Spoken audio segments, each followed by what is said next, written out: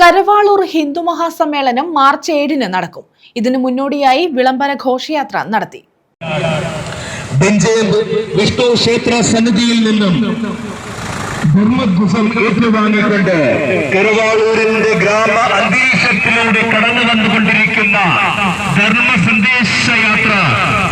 Karavaloor Hindu മഹാസമ്മേളനം March 7-ന് വൈകിട്ട് 4-ന് Oxford central school ഗ്രൗണ്ടിൽ നടക്കും.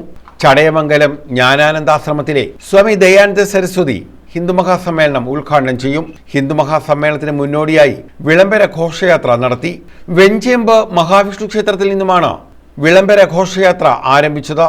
വെഞ്ചേമ്പ് ശിവക്ഷേത്രം, നരിക്കൽ ദേവി ക്ഷേത്രം, വട്ടമൺ മഹാശിവക്ഷേത്രം, മാത്ര ആയിരവല്ലി ക്ഷേത്രം, വല്ലാറ്റ് ഉടയാൻകാവ് ക്ഷേത്രം, പടിഞ്ഞാറ്റൻകര ശിവക്ഷേത്രം, അഷ്ടമംഗലം മഹാവിഷ്ണു ഭഗവതി ക്ഷേത്രം, പാണയം ശിവക്ഷേത്രം, കരവാളൂർ പീഡിക ഭഗവതി ക്ഷേത്രം വരെയാണ് ഘോഷയാത്ര സംഘടിപ്പിച്ചത്.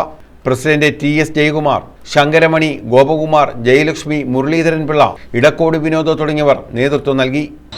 മാർച്ച് 7-ാം തീയതി ഓക്സ്ഫോർഡ് സെൻട്രൽ സ്കൂളിൽ വെച്ച് നടത്തപ്പെടുന്ന ഹിന്ദു മഹാസമ്മേളനത്തിന് മുന്നോടിയായിട്ടുള്ള വിളംബര ഘോഷയാത്രയാണ് ഇന്ന് ഇവിടെ നടന്നത്. ഘോഷയാത്ര വെഞ്ചേമ്പ് ശ്രീ മഹാവിഷ്ണു ക്ഷേത്രത്തിൽ നിന്ന് ആരംഭിക്കുകയും വിവിധ ക്ഷേത്രങ്ങളും സ്ഥലങ്ങളും സന്ദർശിച്ച് കരവാളൂർ പീഡിക ഭഗവതി ക്ഷേത്രത്തിലെത്തി സമാപിച്ചിരിക്കുകയാണ്.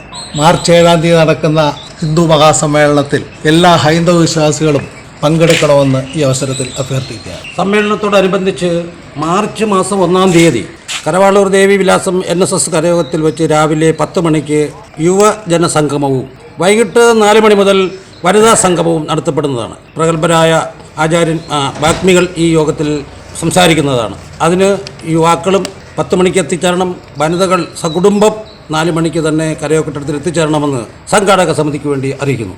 News bureau, Pathanapuram.